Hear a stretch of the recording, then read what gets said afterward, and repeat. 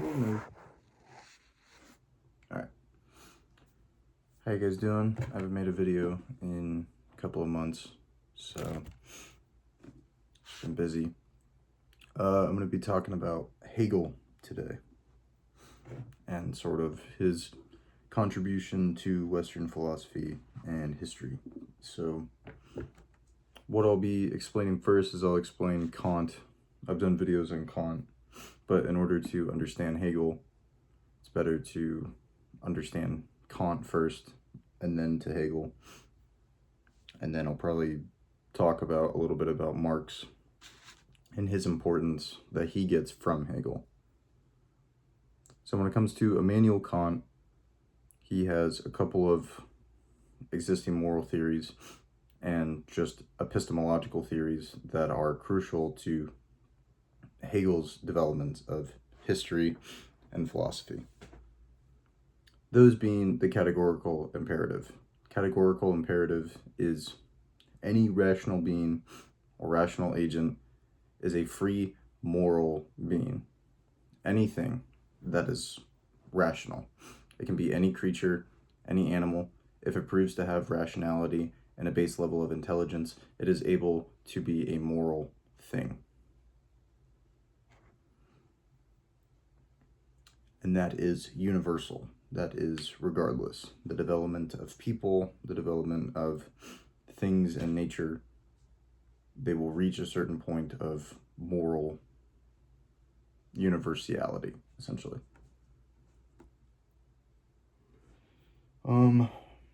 This then leads to his other competing theory, which is slightly contradictory to that moral theory, is that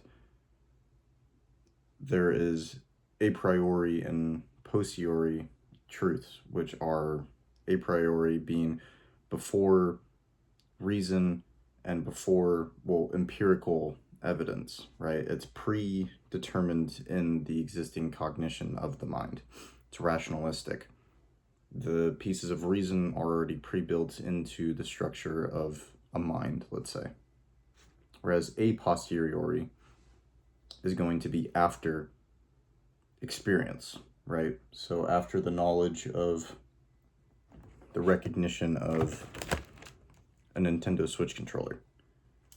You can't recognize that that's a Switch controller without the experience, without the sensory data of that thing. It's not predetermined, it's not predestined in the mind, right?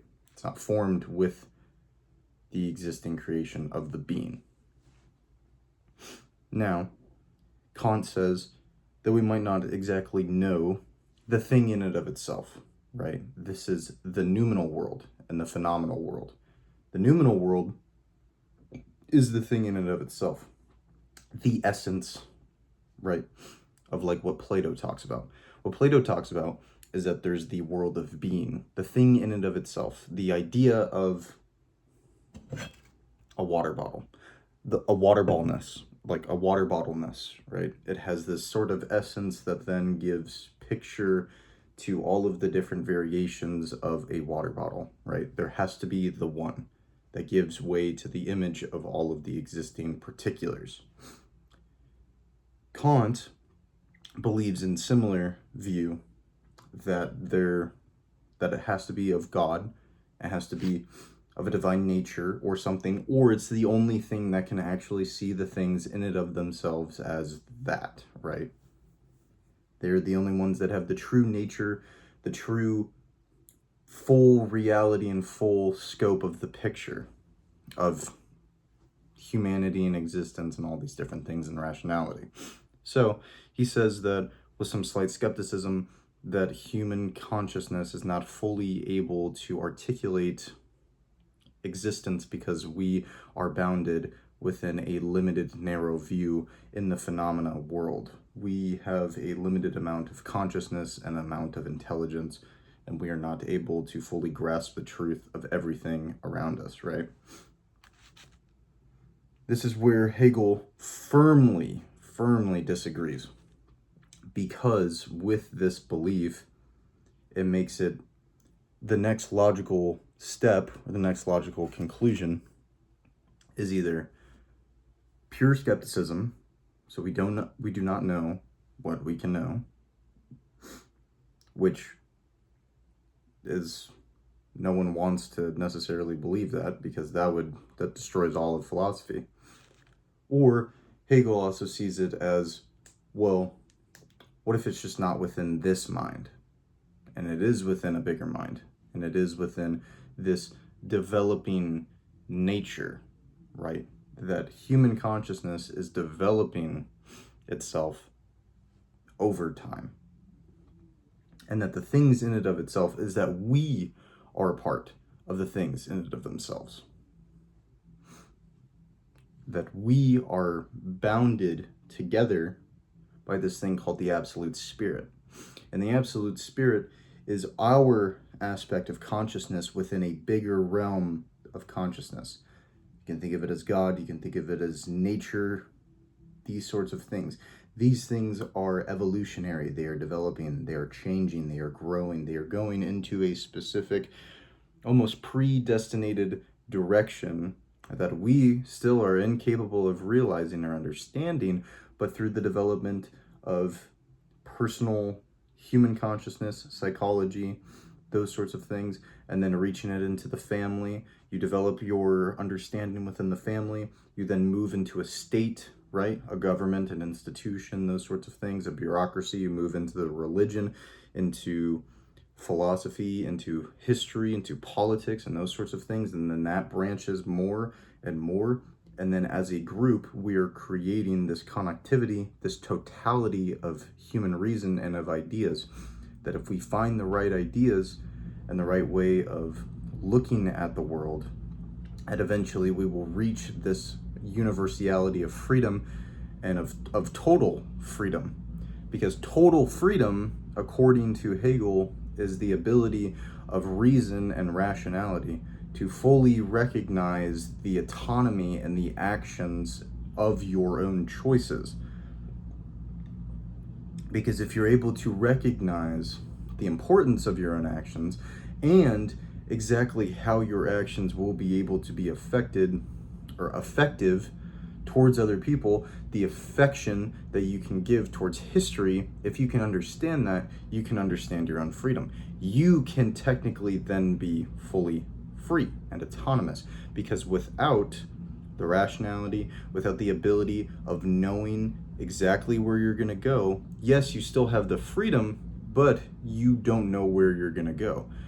And so, yes, you could argue that it's in part of the uncertainty that freedom gives you, but he would argue that, yes, it might still then be uncertain for freedom, but in knowing the outcome of everything, that gives you the most amount of freedom, because that gives you the most amount of choice, and that gives you the uncanny ability to then be able to recognize all the intricacies and things within you to be more of a full developed person, because every aspect of everything is essentially a part of you already in this intertwined web of human consciousness and just consciousness in general, right? That all of these things had to merge themselves together or be a part of each other in order for this grand system to even work in the first place.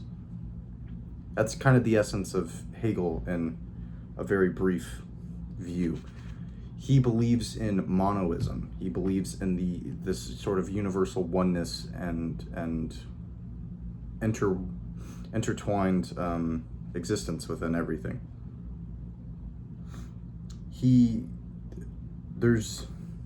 Hegel is very interested in triads. He's very interested in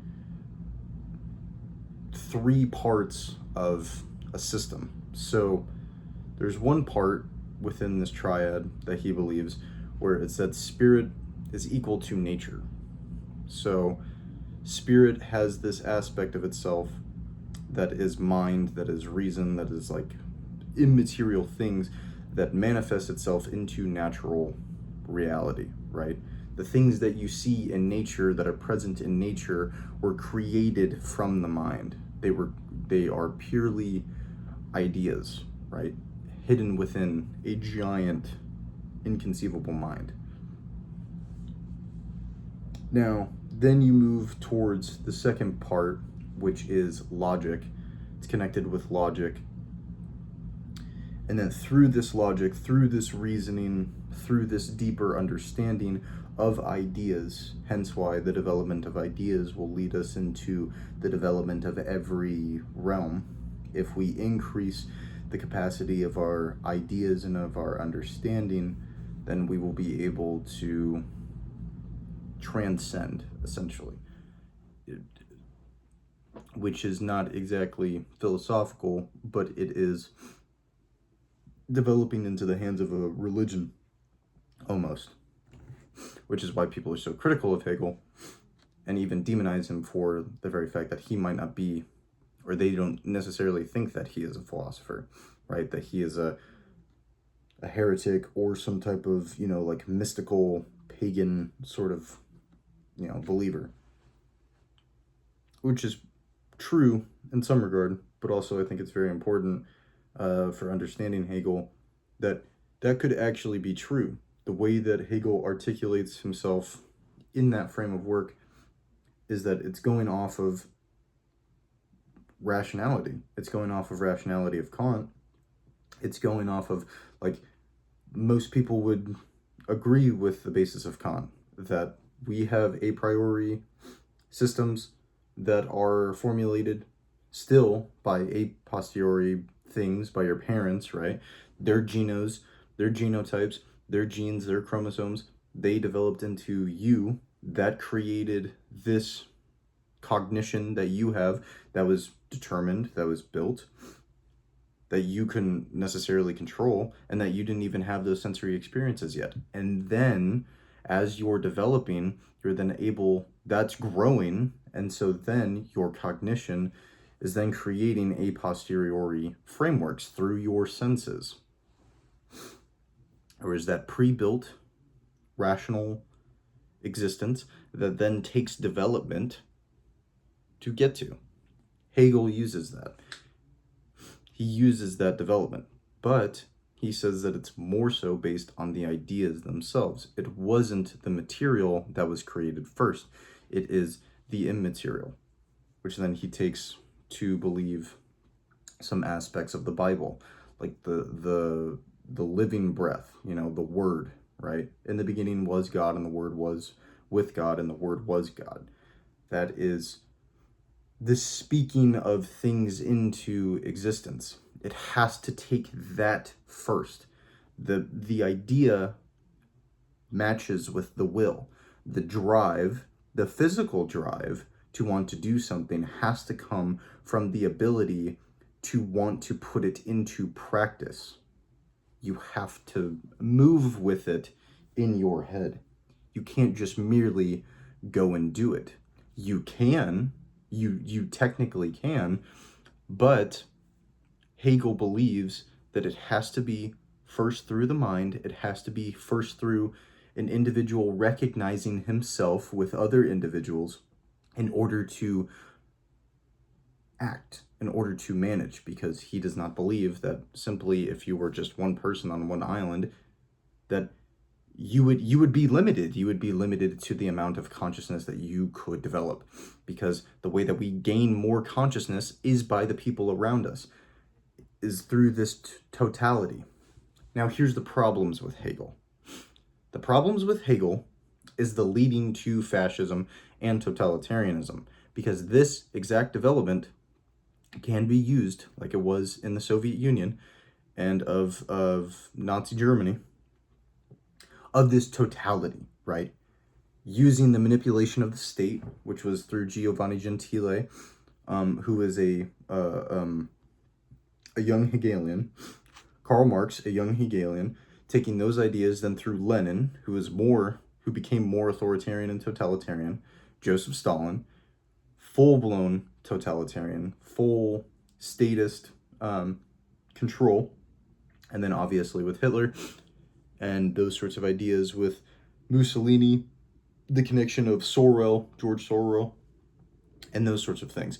Now, it could be said it's not directly caused from Hegel, but it is the framework that this historical progression, which Hitler and Joseph Stalin especially used, same with Mussolini, that the great nation, the great state, right, the great set of ideas that we will be moving from this mystical past and be able to bring in the new reign of civilization, right? The Third Reich will live for 1,000 years of the Aryan race and the Aryan Brotherhood, and it will be this mystical experience, this mystical heaven on earth and paradise. That can be attributed to Hegel's philosophy. And the way that it can be attributed to Hegel's philosophy is, again, the totality.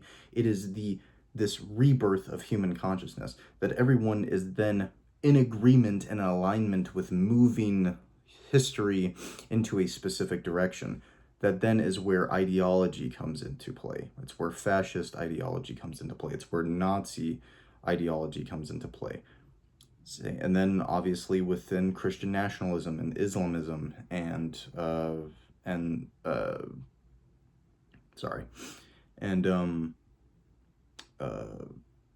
Jewish identity, right? And Zionism. These sorts of things is that these are the great people. These are the people that really matter. These are the people that should matter, and we should get everyone to believe them as much as humanly possible and to advance human consciousness into a specific drive, into a specific goal. That's the critique of Hegel, is that it can quickly lead into totalitarianism and not embody freedom, which is the exact opposite of what Hegel would have wanted. He wanted freedom to be of total understanding, right? That everyone is rational and everyone, yes, is going into a specific direction, but it is the right set of goals. And you could say, well, if you're a subjectivist, then that's a problem in and of itself right there, is this idea of absolute truth, which is the birth of postmodern thought in the first place, is that they saw the recognition of all of these different ideologies that were creating themselves because of universal truths, that there has to be a universal truth, and through that they believe that everyone then is completely immoral and will eradicate anyone that they believe necessary to kill because you're not conforming to their ideology. It's the problem with ideology in the first place. Yeah, I think that's it. That pretty much covers it. I didn't expect to talk about that as fast as I did, but yeah, hopefully I'll upload soon. I'm not exactly sure.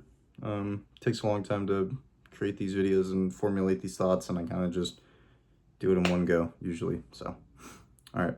I hope you guys have a good day. I hope you enjoyed the video. And catch you next time. All right, later guys. Bye.